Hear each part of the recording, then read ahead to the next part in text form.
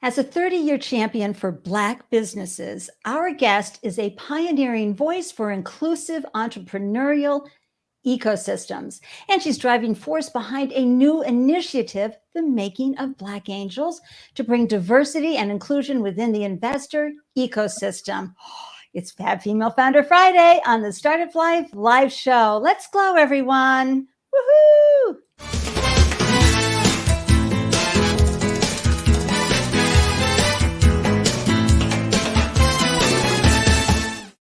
Hello and welcome to the Startup Life live show. I'm your host, Ande, Lyons, 4 times founder and startup champion to founders around the world. And I can tell you, after raising 4 businesses of my own, I have a real deep appreciation for what you're walking through every single day. My gosh, I'm so proud of you for having the courage and the tenacity and the perseverance to build a business and manage all the uncertainty and murky waters while you navigate your way to figuring out how do I get to sustainability and profitability, which is why I am so grateful that you carved out time to tune in and up your founder game, because as you do better, that's right, your business will do better. A big yoo-hoo to live viewers. So happy that you're tuning in and joining us today. And a hearty welcome to the wonderful replay viewers. Hi. And my podcast listeners, you guys are all so amazing. And I know you're going to benefit from this delicious conversation we're having today. And if you are tuning in from YouTube and you haven't done so already, thank you for helping me reach more people by subscribing and clicking that notification bell. And to receive an alert whenever I post a new show, come join us over at the Startup Life Live Meetup group. This is where you're going to get a deep dive into who the guest is that's joining us, their background, their links, everything. So that's a great place to start. And I have a few Andelicious announcements for you. There's always things going on in the startup ecosystem, right, that we can use and to leverage our experience and our knowledge. So, ta-da, Andelicious announcements. So first of all, hop on over to Arlen's Academy. She just posted up a few more new pieces of information that are going to help you with launching a successful business. She grabs unbelievable advice from amazing people. So it's free. Can I just put that back up there? It is free. Now, our folks over at Black Girl Ventures, I really wanted to share this today because this is a phenomenal group. They fund and scale tech-enabled revenue-generating businesses under 1 million, founded by people who identify as Black, Brown, and woman. And they're taking applications for their fall 2022 pitch event. And they love teaching women to pitch, and they help develop your pitch and deck through pitch practices so that you're prepared when you actually do pitch, which is so wonderful. And then speaking of pitching and raising money, right? Our friend Elizabeth Yin, she's one of the general partners over at Hustle Fund. She has this great document called How to Raise a Seed Round. I have the link in the show notes.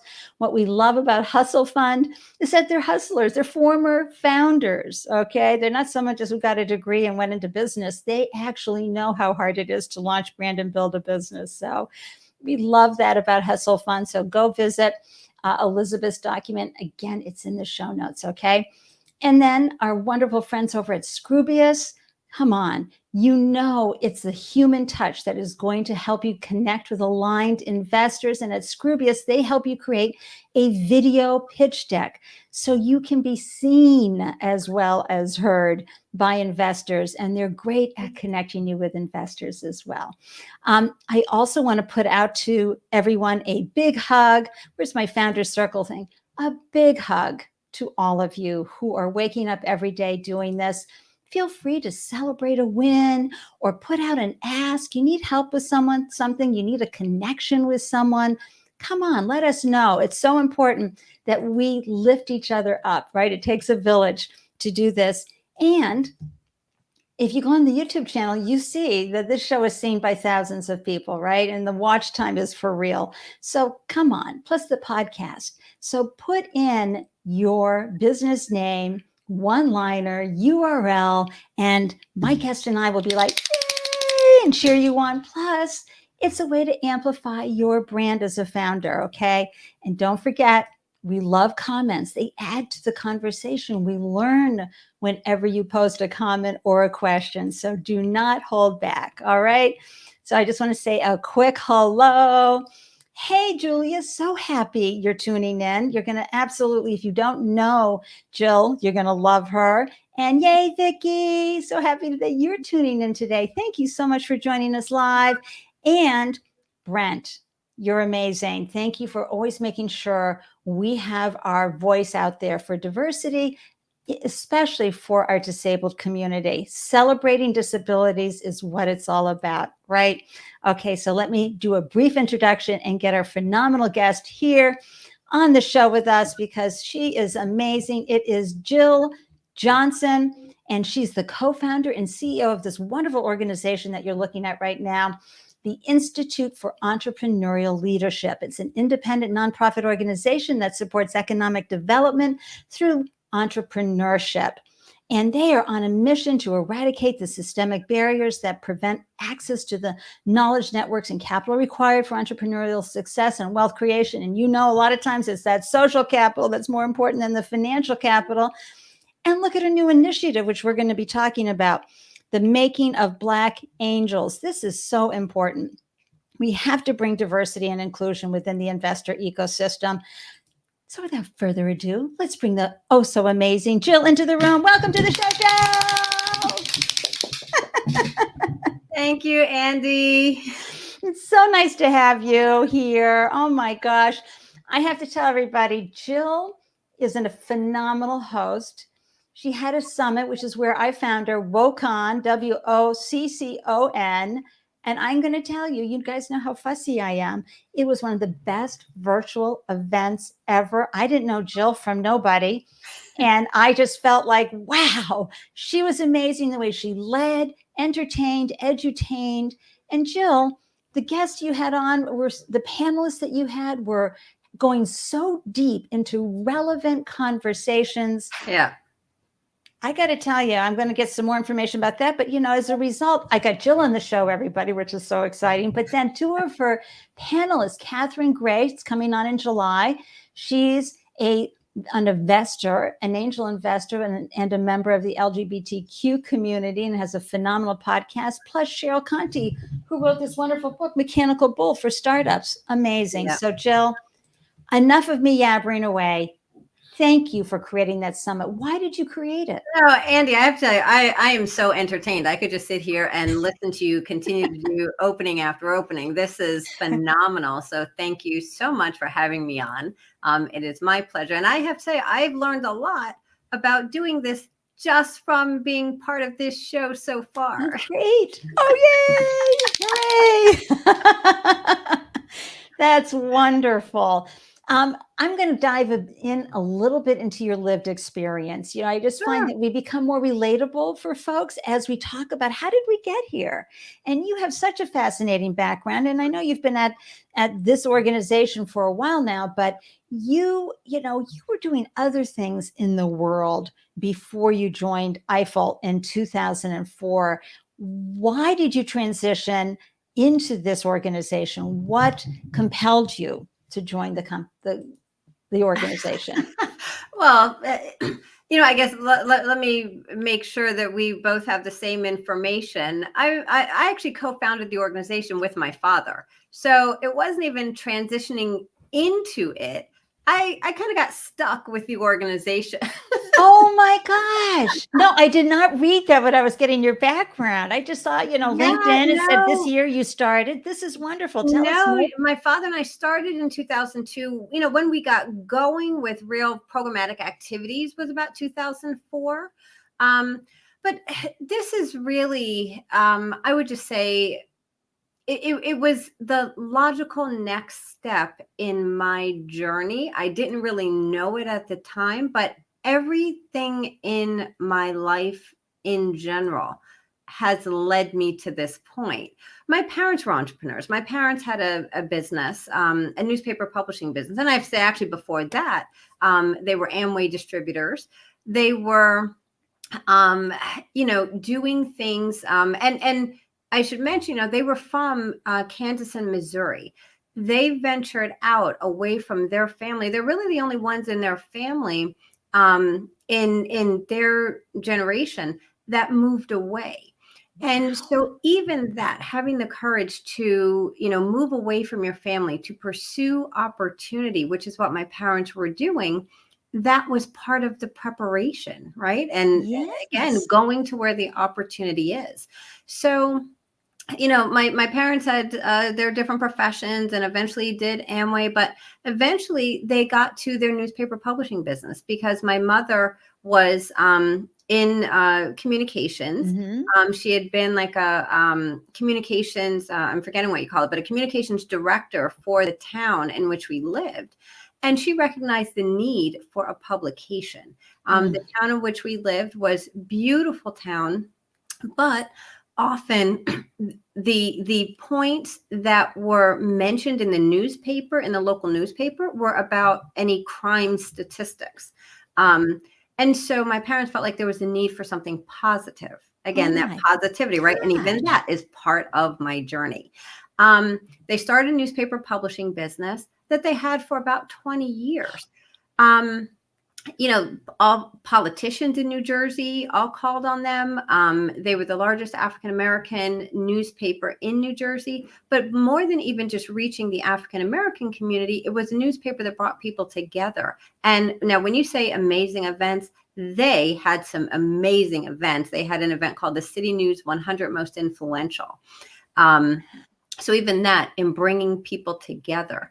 And was it regional folks that showed up? So they were amplifying local folks, or what? It was mostly people in the New Jersey community. But again, all the politicians, the heads of all the major companies attended. It was a really well-known event for, again, bringing people together and talking about the positive things that were going on in New Jersey's urban centers. They moved from Plainfield, where they started the newspaper, to Newark. So they were entrenched in Newark for many, many years. So, let me fast forward to, kind of how the IFEL piece came about. I worked with my parents all through high school, through college. It was the only job that I had had. And Jill, you weren't scared out of doing entrepreneurship as a result? I mean, sometimes some kids are watching their parents and going, "Oh, hell no, I'm not doing that." I mean, again, so let me get to that, because again, I kind of fell into it. I don't know that it was necessarily a conscious choice where I said, I want to do this. But one, I wasn't afraid of it because I had seen my parents doing it. Right. And this was just a natural thing. Have a business. Yeah. Why not? Like, it's just what you do. And so when I graduated from college, I had the opportunity to start my career at Goldman Sachs in the mergers and acquisitions department in the financial analyst program. And I did that also for one summer. That was the only job that I had ever had outside of working for my parents that summer before my senior year of college. So I ended up going to Goldman. And there, Ande, you might imagine, was a completely different world. Oh, gosh. Where there were people there who had, or clients of the firm, who had started businesses. Capital was not an issue. They had grown. They sold their businesses for a lot of money, right? And became really wealthy. And that was the first time, Ande, that I had seen that perspective of owning a business. With my parents and many of their peers, it was more of a job. And it was a good job for sure. Yeah, it fed the family. It had some community members, but it wasn't the conversation about having an asset that you're growing and in which you're creating value, and then you're extracting that value. I never heard them talk about when we exit, when we leave, and what are we going to do next? Yeah. And so after, and the newspaper was really like their life. It was. And so when they decided after 20 years that they no longer, like they needed to move on and do something else, and like they had, weekly newspaper, monthly newspaper, all of that, they wanted to be in their rear view. They had not created the business in a way that they could sell it. And unfortunately, all of that amazing, brand equity that they had built, and the assets, goodwill, everything just shut down. And we see that all too often with businesses owned by women, by people of color. Yeah. And we're losing value that way. We're losing wealth. We're not building wealth in doing that. And After that is when my father and I came together and started the Institute for Entrepreneurial Leadership, because our feeling jointly was that, if there had been a resource that had been available to him where he could have learned some of these things, or, how to take it to that next level, things might have been different. And I saw that difference from my vantage point, having worked at Goldman Sachs in the financial analyst program, even, just for 3 short it doesn't years. matter. A woman like you and your brain, you connected dots immediately. Yeah, once you see it. And then I wrote business plans for .coms that were raising money during the .com boom. So I'm definitely dating myself. Well, no, I had a .com, so I understand. Right. But you see there too, who was able to raise money. And so that was what led my father and I to come together. And initially, Ande, I will tell you, we were going to raise a fund. That was what we had set out to do back in 2000 or so, was to raise a fund before it was in vogue, before, there was an appetite. And that was part of the problem. There was no appetite for. Well, no appetite. The venture capital. Yeah, the venture capital world was so indoctrinated with how it was supposed to look and be that, trying to break into that would have just been knocking on a brick door. Well, it was absolutely. And that's how we got to actually then starting the Institute for Entrepreneurial Leadership as a nonprofit. We were pushed in that direction. And we did that. So started the Institute for Entrepreneurial Leadership. My father and I worked together side by side for a very long time until he retired, at which time I became the CEO of the Institute for Entrepreneurial Leadership. Oh my gosh. Now, I didn't see any of this in all of the information I read about you, but this is what's so great about this show. When we talk about the lived experience, we hear these wonderful, rich stories like you just shared, and, the purpose behind what you're doing, and the wonderful experience that you had to work with your dad. And I'm sure you were butting heads many times. Well, my dad and my mom and my sister was in the business. My brother worked in the business. My cousins for a while worked in the business. So we had a lot of family members, and then outside people who became like family members because we were together so much. So yeah, I was able to see the ins and outs. So I'm not in running this organization. It's not just because I want to help people per se.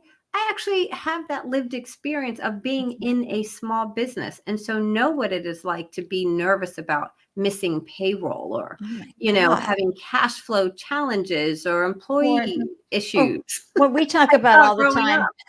What we talk about all the time too, Jill, is the fact that this gets thrown around all the time. Oh, okay, we'll just do a family and friends round. And I'm like, some of us have family sleeping on the couch and they're borrowing money from us. Like, what do you mean? Exactly. Yeah. Family and friends around. You got to be a little more creative than that. And I've never heard that from my parents. There was just not, you might put in your own money, certainly if you had it. And my parents, I'm sure, put in whatever savings they might have had at the time. But there was really no getting outside capital. And the only outside capital that was familiar was getting a loan. Right. Getting a bank loan. That's it. And that's a whole nother level of discrimination and barriers to entry. And oh my gosh, right. And anyway, we won't go there just yet. I wanted to bring this up because Vicki is such a phenomenal person out in the world, one of my favorite small business owners who helps small business owners. And I want to do a shout out for her Ken K Marketing, which is video marketing for companies that want to scale. You have to do it, folks. You have to have your personal human touch to what you're doing, especially as a small business. And yet, at the same time, emulating bigger brands is wonderful, and you want to scale. You got to get the lift. You got to get on TikTok. You've got to be on IG stories, and Vicki can help you do that. Thanks for swinging by, Goddess Vicki. And we've got another one of my favorites here, and I'm going to pull up her wonderful artwork here, because this is Mia Voss, Oh, one I of my love favorites in the ecosystem, and who I rely on too for good guidance and good times. And she is the host. She wears many tiaras. I mean, she's had her business, building inspection business for 20 years. She's a brand ambassador, but she's also the host of Shit We Don't Talk About with Mia I Voss. love that. And I got to tell you, go to shitwedon'ttalkabout.com. I'm sorry, Mia, we've got the banners going across the bottom there, but there's a QR code, everybody, and the links are in the show notes. Mia has this unique ability, Jill, to talk about things that we don't want to talk about. I want to be on that show because I like talking about shit that we don't like to talk about. Well, you can count on Mia reaching out to you then, because and you guys on Spotify, on Apple, iTunes, wherever you tune into podcasts, it is a great 45-minute conversation, beautifully run and hosted by Mia. But the conversations are so important because you need to talk about it, and there is shit out there that needs to be said. And don't get Mia started. A lot of it. But she's also very good. And yes, Mia's saying, I would love that, Jill. Great. I'll send you Jill's email address, Mia, and her people who take good care of you. You have a great team, Jill, at IFEL. So thank you. Andy, I want to say something here. You asked me in the very beginning what led us to starting WOCON, why did we do it, the WOCON Summit. And it was actually for that reason, to talk about the shit that no one is saying related to women of color entrepreneurs and why there are challenges when you look at women of color being at the bottom of almost every measure of success. When you look at statistics, except for that, Black women especially are starting businesses at a faster rate than any other demographic. Well, that's great, but the businesses are not necessarily generating more revenue. They're not generating more income, more profits, more wealth, etc. And, we at the summit, the focus, and when you mentioned like you felt like it was very rich in content, it was because we wanted to really talk about the things that no one else is saying. Absolutely. Oh my gosh, this one panel was I tweeted a whole bunch from that panel. We had a woman from Golden Angels. Oh, and she brought decades, everybody, of experience as a white woman, let alone witnessing women of color. You're talking about Golden Seeds, Peggy Wallace? Yes. Yeah. Peggy did not hold back, folks. I haven't heard, and I've been, involved with Golden Seeds since 2008. So I, from very early days with Golden Seeds, and Peggy did not hold back. She put the truth out there.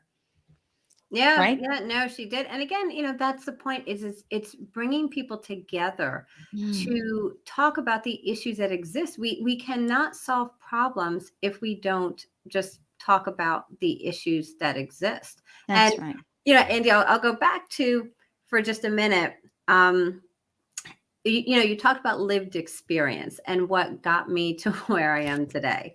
And I will say, I recognize in hindsight that I was a, pain in the what as a child, because I did not really take no for an answer. When my parents, said, well, you can't do this. Well, why? Why can't I do that?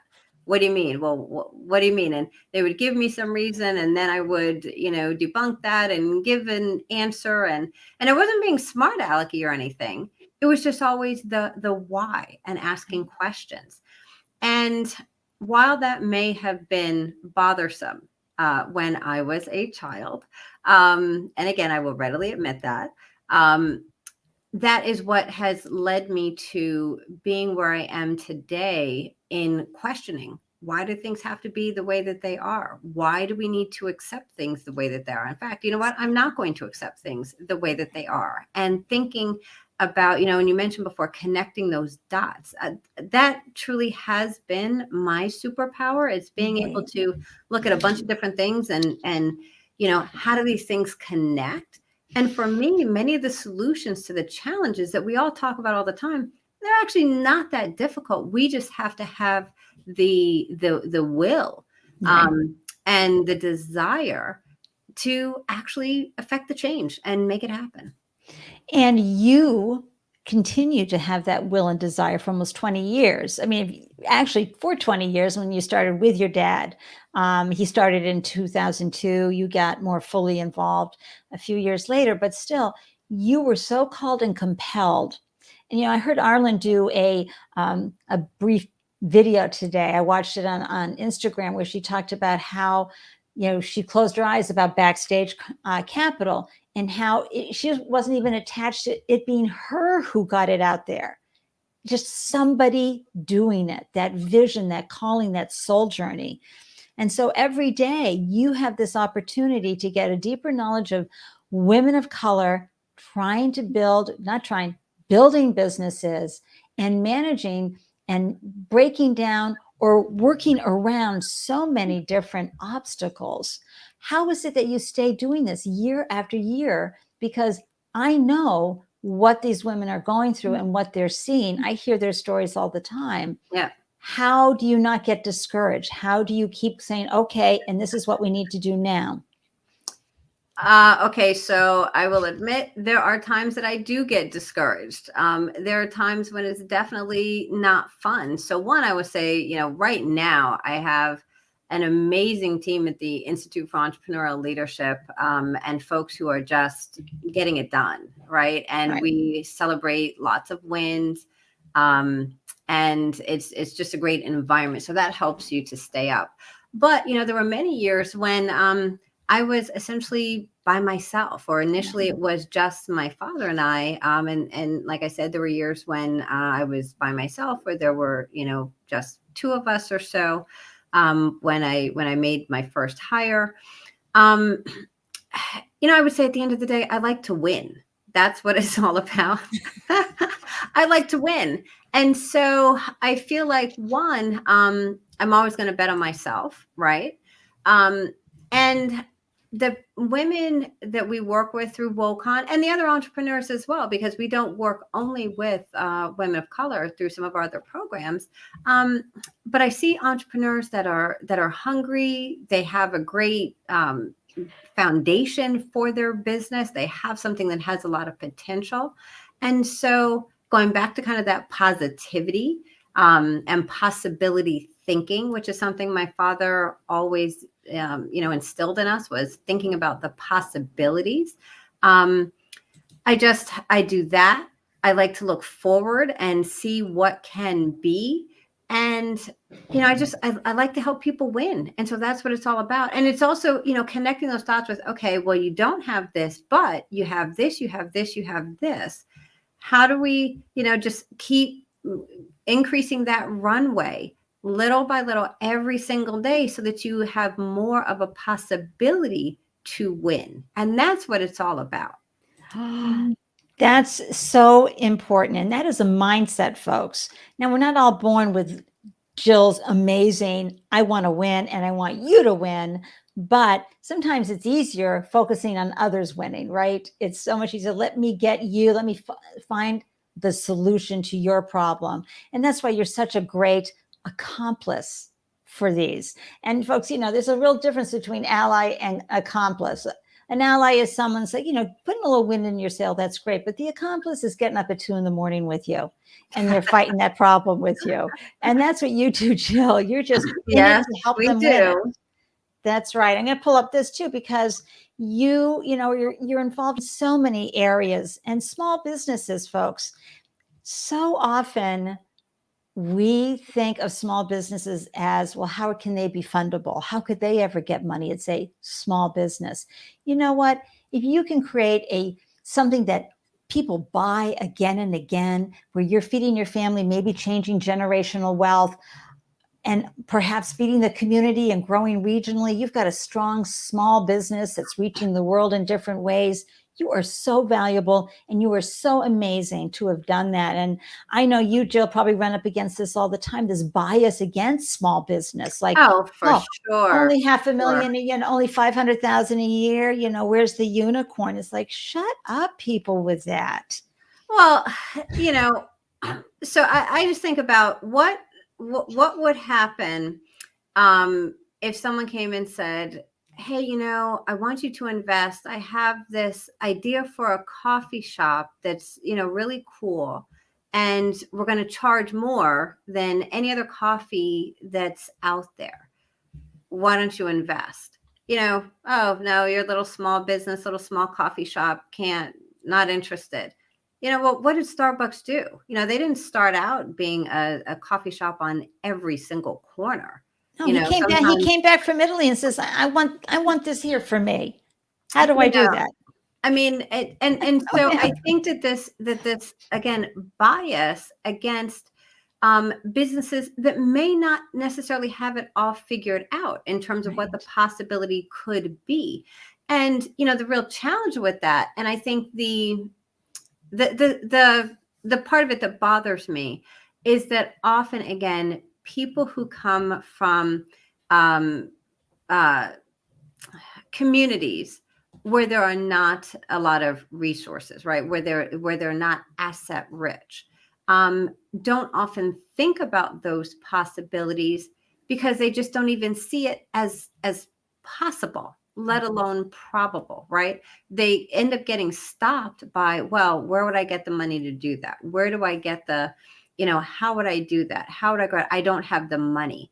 And we see so many business owners who don't even think about growth because their first thought is, I don't have the money to do that, versus thinking about the possibilities, putting together a plan for that growth, and then going out and pitching people, and people actually buying in because they can see the possibilities in that person. And that is where, all of the bias and the racism and everything that comes in, that comes into play, is that all of that impacts the way that someone sees the possibilities of another person.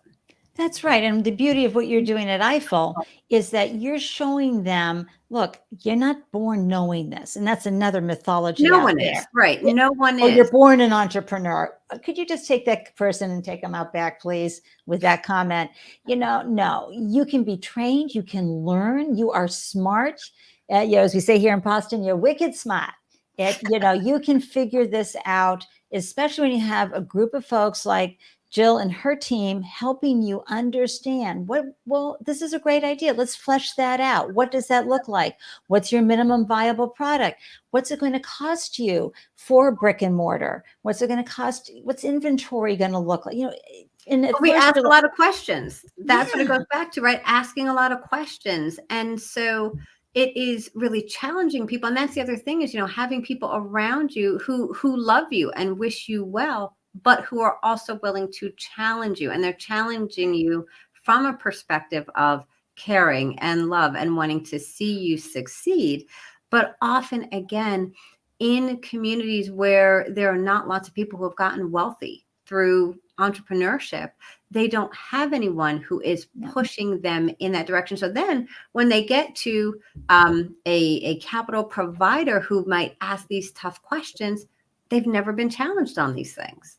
Right. And they don't know. And trust me, you know what a discount is. If you're at the store and something's 20% off, 9 out of 10 times, you know what that means. Okay. So if you can do that, you can crunch numbers for your business. Yeah. And the other challenges too is these founders, the lack of representation. And this is why this show for me is so important, because I know I'm reaching those folks who are not in the rich community of free resources like I have here in Boston, or you can find in even Cincinnati or Birmingham, Alabama. They've got rich startup communities with tons of great information, but there are hundreds and thousands of pockets of opportunity in the world where the people who have that idea and they know in their heart that it could probably have legs, but they don't know where to start. And so that's why your work is so important, and why we use this show often as a teaching moment. And folks who tune into the show, we had Ahmed DC on recently, and he has a company called Narrator. Well, his circumstances were completely different. He had worked at WeWork as ran the whole data science department. He brought in WeWork's VP of engineering. He could go to venture capital people with an idea, and they'd be like, whatever you're going to do, I'm in because it's you. a lot of times we don't have that when we are trying to build our social capital. He had social capital. How are you helping folks at IFEL build their social capital? Folks, this is the connections that you don't even know that you need to have a lot of times when you're starting a business, right, Jill? Absolutely. Well, WOCON actually stands for Women of Color Connecting. And that, yep, right there, Women of Color Connecting. And it's not just women of color connecting to each other. It's more so about connecting all the people who say that diversity is so important and inclusion matters, and people who want to see a more inclusive entrepreneurial ecosystem. It is connecting them with amazing women of color founders to open doors. And that is something that, I took a step back probably about 4 years ago, 5 years ago now. And, we had done as an organization great work in helping lots of business owners. And our focus previously and when we started was much more around helping entrepreneurs, right? Supporting entrepreneurs. Yes, we do that, but as an organization, our focus is different. Our focus now is much more on systemic level barriers and eradicating them. Yeah. Because I sort of had an aha moment a while back where I said, you know what, despite all this great work that is done, and now there are many, many, many more organizations that are supporting entrepreneurs than when we got started.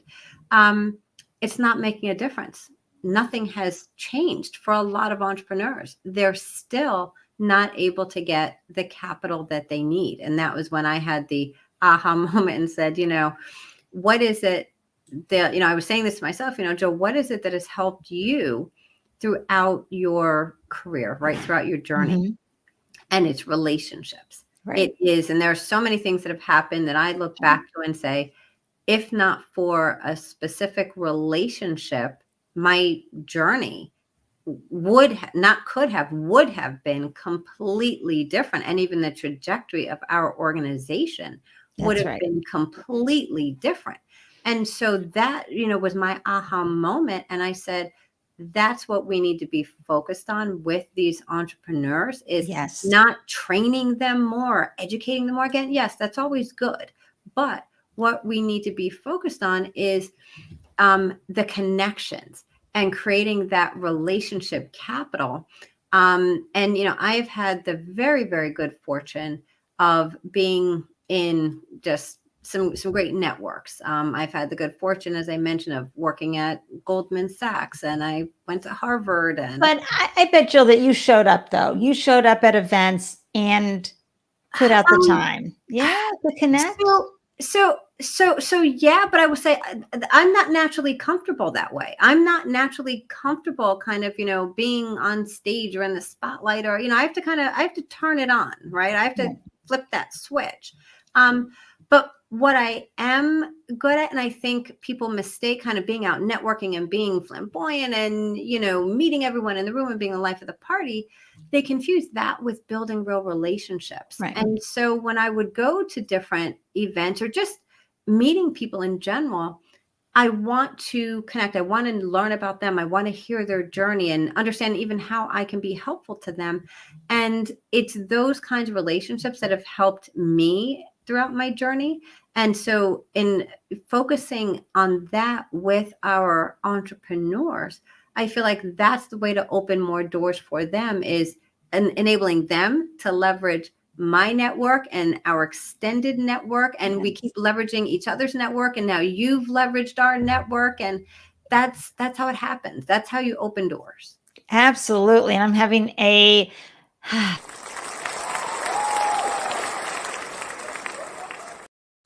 it really is an Andelicious moment right now, because as Mia says in the comments, and from what you said, Jill, #relationships are key. And we can stumble on this, founders. We can get so hyper-focused on the business, we forget to look up and say, oh, who's out there? What are you doing? How, can I add wind to your sails and perhaps you add wind to mine? How can we leverage our relationships? And I can tell you, live stream shows like this, I have attended many where I've met amazing people. In fact, I think right up here, Melanie Seymour, didn't I meet you at the summit, the Yes, YCon yes, summit? you did. Yeah. So, come on. And then we connected on LinkedIn. We found out about each other. So And she's how we got connected, like really put together. yes, Absolutely. because Melanie was the one who invited me to WOCON. And I was like, well, shoot, I got to go to this event. And then I was just so blown away. And so, this is wonderful. And thank you for stopping by, Marianne. You go ahead and read this one. Jill, can you see that up there on the Oh, that was screen? amazing. More power to you. Thanks, Mayan. Thank you for that. We have some of our wonderful team members who are on today. So I'm so glad that you all are joining. As I said before, I don't know if you were here when I gave the shout out, but our team is amazing. And that's what makes it fun, is when you have good people that you're working with, and where everyone can celebrate wins and help to pick each other up, when it isn't going so well. That's right. And I have to say, everybody's been very kind with me, getting the assets in. Seriously, the best assets folks have ever shared with me. And so thank you for that, having a team. But I want to go back to that just one last time, that relationships, folks. It's so easy to have the blinders on as a founder. You're solving one problem after another, and you're really excited and almost addicted to what you're doing, right? And it becomes a hyper-focused situation. So please, as a founder, I want you to remember it's your job to get out and be a founder and let other people know about your founderhood and step into that authority and build the relationships, because you were only one handshake, one elbow bump or fist bump away from someone who could really add significant win to your sale, or you could be introducing someone to a person who could really use that win. So I just want to say yay, yay, yay. And we've got some more true, authentic relationships, not just handshaking and, a bunch of connections on social media, but true, authentic relationships. Because what you want is for people to be talking about you when you are not in the room, and to be, shouting from the mountaintops about how great you are, or how, I think that this business can do this for us, when you're not even there, so that you have other people who are selling and selling for you and pitching your business for you. That's right. Brand ambassadors, folks, because they just love who you be and what your business does. Okay. And Melanie, thank you for this recap. Noted for relationship development: 1, connect; 2, learn about the person's journey; and 3, ask how I can be helpful. Okay. Take that last one, number 3, into your hearts, everybody. How can I help you? So important. And one of the things that I love to do is I love to leave voice messages on LinkedIn. I like to say, hey, how's it going? And get to know people. I've never done that. Oh my gosh, it's so much fun. And, I had someone tell someone else, and it got back to me, Ande made my weekend with her voicemail on Friday. It's just a way to shine a light, saying, you know what? I see you out there. I see what you're doing. It's amazing. Keep up the great work. You're having an impact. That's really adding wind. So let's say hi, Amanda Hubbard. So glad you're here. And of course, Jasmine. Whoop, whoop. And then we have Nika. Go #Team IFEL. Yay, Team IFEL. My gosh, you guys get to work with this phenomenal woman every single ever. Yay. Come on. This is so good. Amazing interview. Thank you, Melissa. It is. Well, it's so easy with Jill.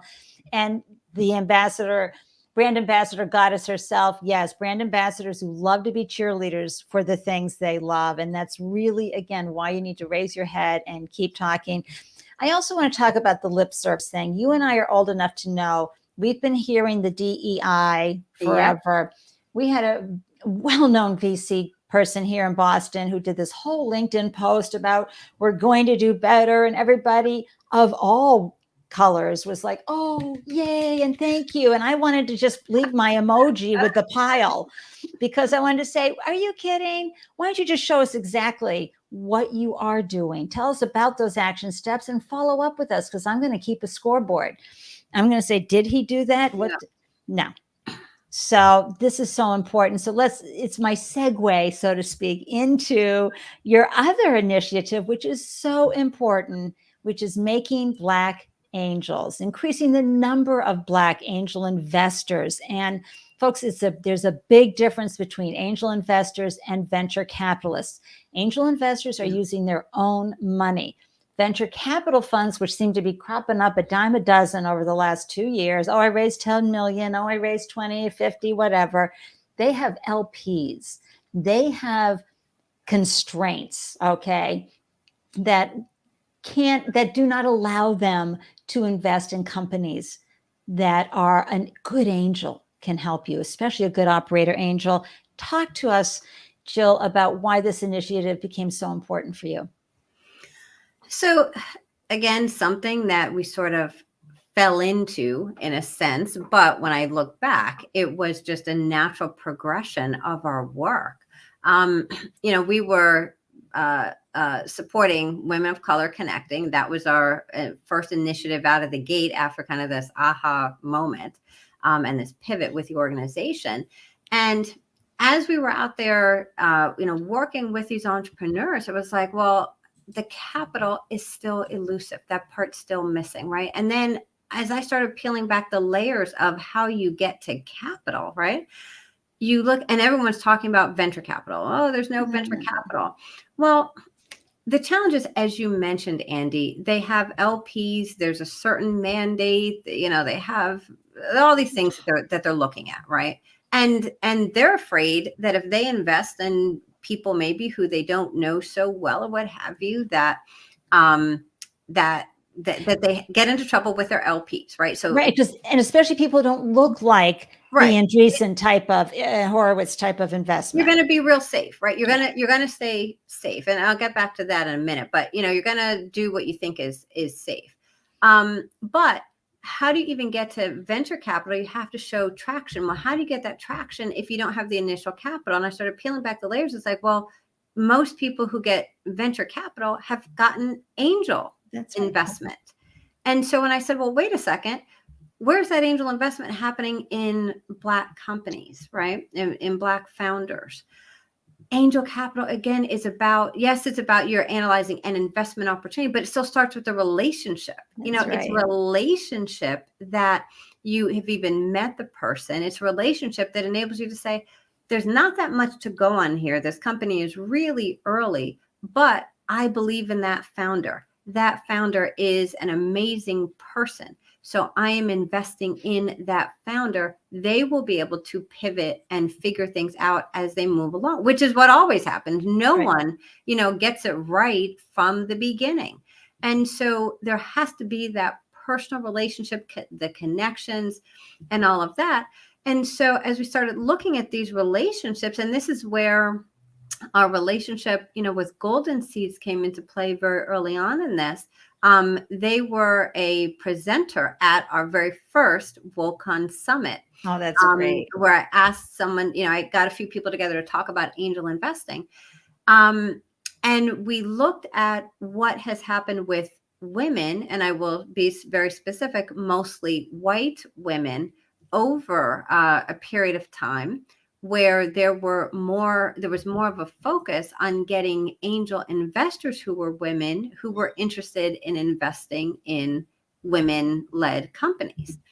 And so we've seen a correlation over, the last 18 years or so with the number of women receiving angel investment and the number of women angel investors. Again, as I mentioned, that has been mostly white women, but it was an example nonetheless. And so what I looked at and said is, well, if that can work with women, why can't that work with Black people or really any other group? We started with Black because that is what we know. Well, one, it's the group also that's the furthest behind, but it's the group, where I have the, in our network kind of had the network and the connections, et cetera. But we wanted to do this really to demonstrate that if you're very focused on a specific demographic and creating inclusion that's really based around that specific demographics relationship with money, even and talking about these different issues, that we can create a much more diverse and inclusive investor ecosystem. And when you have greater diversity in the investors, those people are reaching into their networks and Right. bringing the founders to the table and investing in founders who ordinarily wouldn't be at the table. Right. And yeah, don't get Mia Voss started on the boat, because what happens, and you see this with white women a lot who have founded businesses and are like, just get up at 5 and like, just do it. And it's like, wait a minute, I'm not married to like the CEO of Disney here. Okay. Like you are. I don't have all of this support system. No, I'm in the same storm. I happen to be female and identify as woman, but that's about all we have in common. Yeah, You know, and women of color, we're sitting at the intersection of race and gender. And, yes. it really hasn't been until the last maybe 6 years or so that I've actually been focused on the gender part. I'll tell you, much of my existence was focused on race. And then some things happened in my journey where I was like, whoa, wait a second, like this gender thing. And again, that was kind of in my mind how I processed it, this gender thing. And then I was like, this deserves real attention. And again, that's how we got to women of color connecting and focusing on that. And I will say I have 4 amazing sons and a wonderful husband. So I'm in a very male oriented household and environment all the time. And once I kind of had even that change in mindset about this intersectionality of race and gender, I started observing even how they do things versus how my mindset often works as Absolutely. a woman. And Joe, we also have to spotlight, and this is Allison Byers, who owns Scroobius, talks about this all the time. Yes, She says, that is an investor. amazing resource. She is an amazing resource. Well, so right? Yes. She talks about this to investors. Look, stop having expectations of the female, the woman parent. I mean, parents, period, parentpreneurs, as James Oliver has that wonderful Black Parentpreneur Foundation.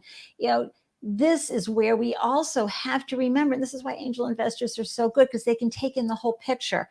You are a mom, you are going to grow at a different rate, okay? Because your children are going to need the help, and you, again, aren't married to the, president of some major corporation and have all the support systems. You're the one who's got to get them to daycare. You're the one who's got to keep them home when they're sick. You're managing all of that, and you're growing this business. Angel investors are going to invest in you, founders, because they know that at the end of the day, you're going to execute, you're going to implement, and you're going to solve the problems that are going to come across the deck of your boat, and you're still going to move that business ahead. You're just not going to do it like we saw during the .com days, which was based on a male culture. I'm going to sleep at the office all day long. I got the couch here. This is how I'm going to work. That's unsustainable. But Ande, that is also part of what we're trying to do in changing the mindset to help people understand these issues. And I think that also goes back to the, shit people don't want to talk about type of thing, where there is an inherent bias against and almost hostility against moms. There really is. And so that's like a whole nother episode that I could talk about forever. But there is. And it's changing the perception. So it's helping people understand, well, you know what? I would actually invest in that mom, which is why you have to have moms who are also investors who understand if this woman has accomplished this as a mom and doing all these other things, it means she figures things out, right? She's a person who just makes it happen and gets things done. Just like when we look at, and you mentioned, kind of the systemic nature of the banking system and all the challenges and issues there.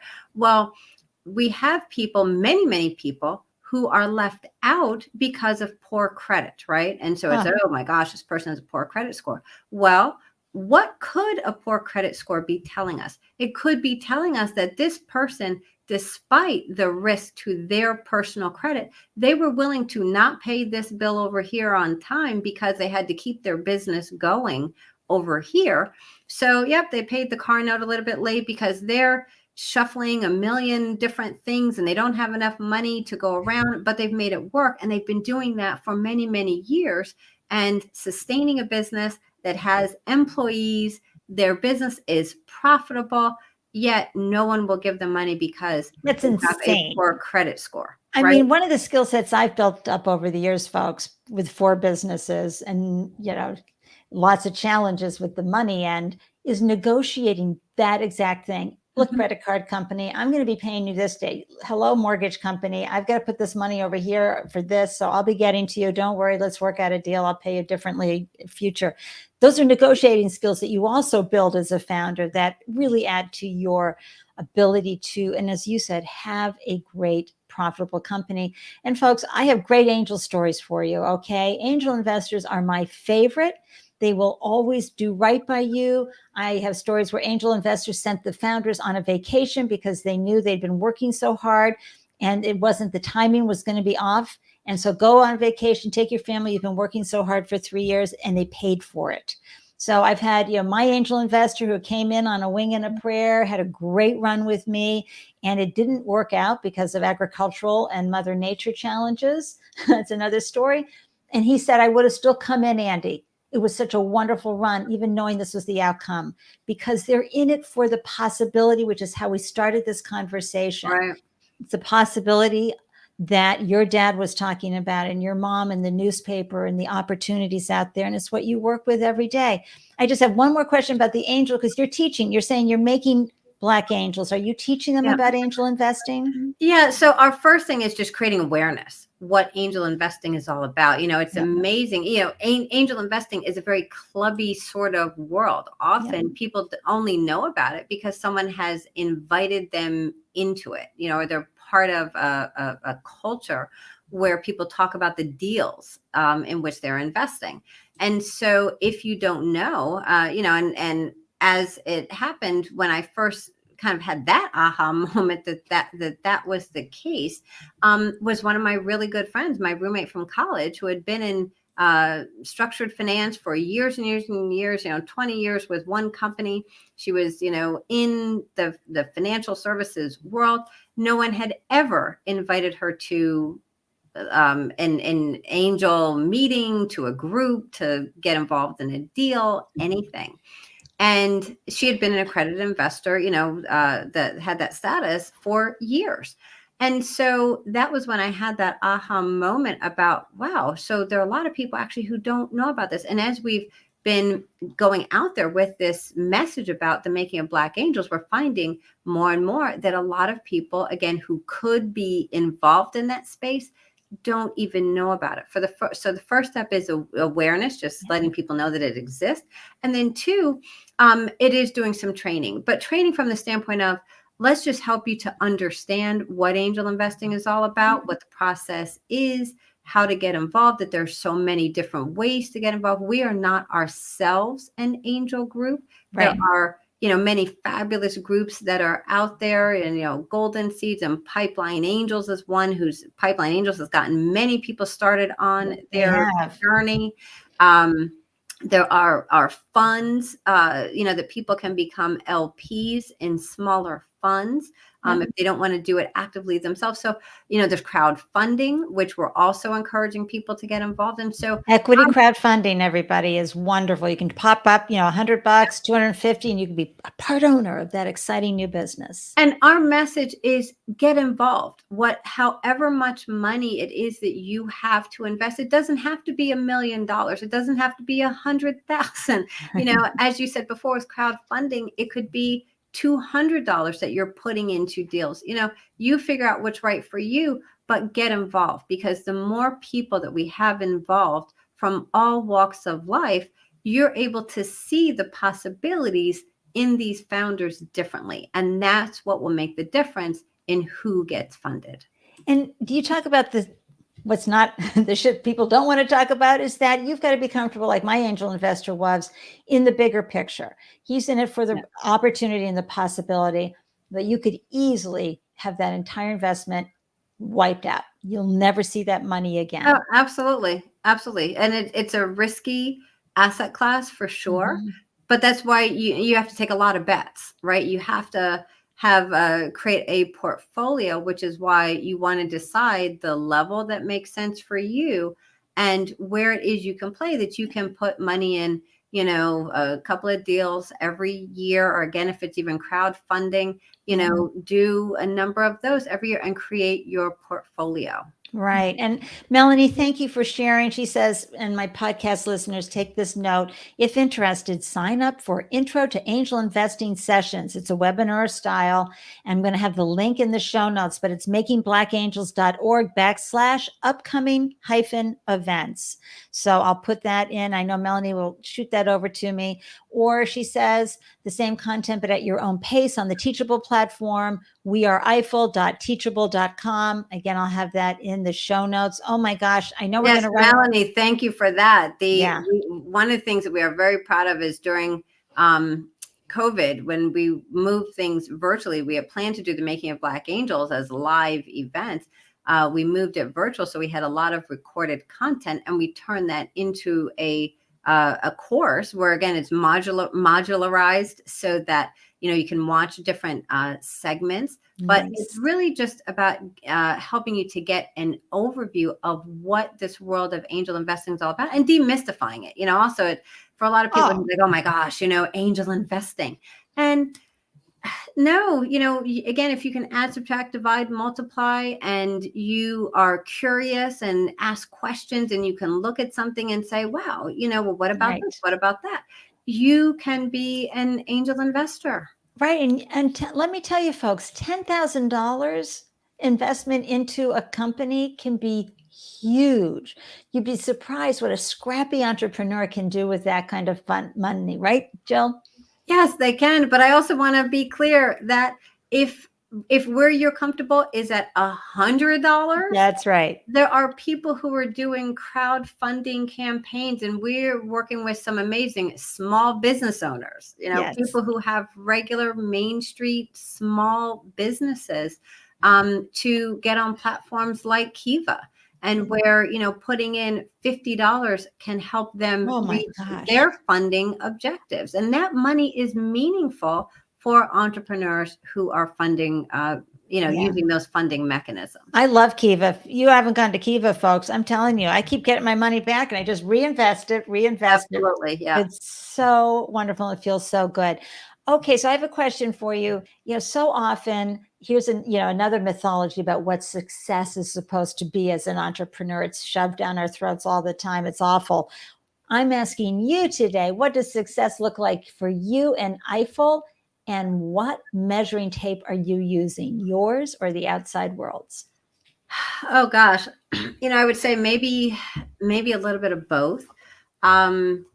So, I guess for me personally, and I don't know, there's my team, the team would probably answer this even differently than I would. I mean, I think for me, I measure success by the entrepreneurs that we have who are staying in business, who maybe at different times have felt like throwing in the towel, and they've expressed that, that they're staying in business and that they're growing, that they're doing well. And even more importantly, that they're working through challenges, and that we're helping them continue to remove barriers. And because that's a lot of what it's about. People don't often see that as well. What's the win? How many, people have exited? It's like, okay, but there's a long way to go before someone exits, or there's a long way to go before someone even gets capital. And so these are businesses that if we were not supporting them in their efforts to remove barriers, they would be out of business. Absolutely. So there's one part of it that, just seeing the journey of these entrepreneurs, for me is super fulfilling. And they can all attest to the fact that we as a team are thinking about them, even when we're not with them, and we're acting and, on their behalf and things like that, even when they're not with us. But I think that, at the end of the day, what I want to see is that there is no longer a need for our organization. Yeah. That is what I would consider a win. I don't see that that's going to happen in my lifetime or anywhere in the foreseeable future. But like that to me is the ultimate goal, that The ecosystem is one where people have an opportunity. Success is never guaranteed. So No. that's, one thing. No one is guaranteed success or has a right to succeed, but everyone should have the right and the ability to pursue success and pursue success with all of the tools. So it shouldn't be for not having capital. Capital is so plentiful in the United States. That should not be a reason that people don't have the opportunity to pursue success. We want to see more people getting funded. Like that is the near term goal that I will consider a win. And there's some things that we're doing now and things that we're working on that I'm excited about. We'll be able to share them hopefully in another couple of months, but some things that we're working on around more direct access to capital, because that's really the place where we're still not seeing the movement that we feel that we need to see. Yeah. And folks, don't put it in the stock market, put it in a small business, give it to a business owner and let them leverage it. That's wonderful, wonderful, wonderful. And Liz, I just want to say, yes, this is so true. There are so many ways to successfully grow a business, and exits can look different to different companies. Oh, absolutely. 100%, Liz. Absolutely. And everyone thinks that an exit has to be, Google or Facebook or Uber or something. When, look, if you have a business and you say, I'm ready to move on from this business, or it's not working out and I think someone else can do a better job with it, if you sold your business for $50,000, $100,000, right? How many people ever see $100,000 in one chunk? Right? That is huge. Now you're able to take that money and you can invest it and be an angel investor, or use that to start your next company. So exit can be what you want. My point about that is simply, don't just leave the asset on the table and lose it. Leverage it to extract some value and move on to your next thing. Woo! Leverage that asset. Hey, you know what? I'm feeling that for a stitch that on a pillow, because we always have to remember, folks, leverage our.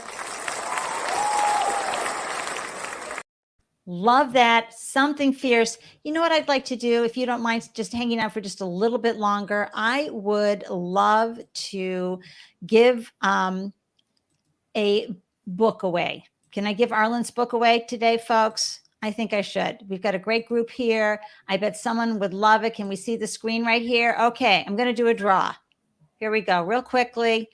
Let's see who's going to get Arlen's book right here. How cool is about that? Damn time. Oh, Ruth works for me. We're going to have to draw again. I love you, Ruth. I know you already have this. We're going to draw again. Here we go, quickly. Woo! I know this is a really fun tool that StreamYard has. I love that. And so, Julia, hooray. Oh my gosh, you will benefit from this big time. You will love this book. It is such a wonderful read. Arlen is representation galore. You talk about someone who had no business being in venture capital, a 6-foot woman of color, a member of the LGBTQ community, who, when she closed on her first fund, was homeless, living at the airport and getting her Wi-Fi from coffee shops, folks. So her journey and her lived experience is a wonderful story. I will reach out to you and get that to you. So wonderful. And then finally, Jill, thank you. Thank you for staying longer and bringing your incredible insights and thoughtfulness to the show and to founders around the world today. Oh, and thank you so much for having me. This was a pleasure. And like I said, I've learned so much and just love everything you're doing with the show. Oh, thank you. I'm going to pop you into the green room. Hope you can stay for a virtual hug. And I'm going to wrap up the show and glow on about you. This is going to be so much fun to share with the community, because Jill just went there, folks. She just brought so many gems for us.